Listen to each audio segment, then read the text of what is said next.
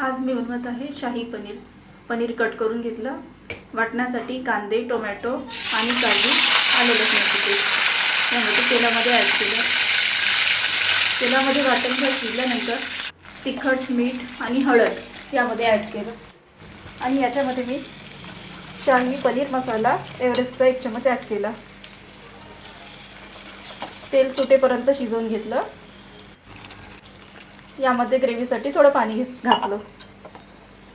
पाण्याला उकळी आल्यानंतर आपण पनीरचे पीसेस ॲड करू।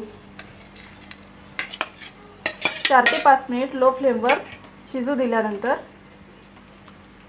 मी यामध्ये घरगुती फ्रेश क्रीम ॲड केली। वरून थोडी कोथिंबीर।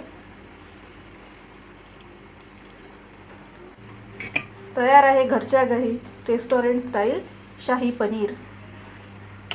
आवडल्यास लाईक करा आणि फॉलो करायला विसरू नका।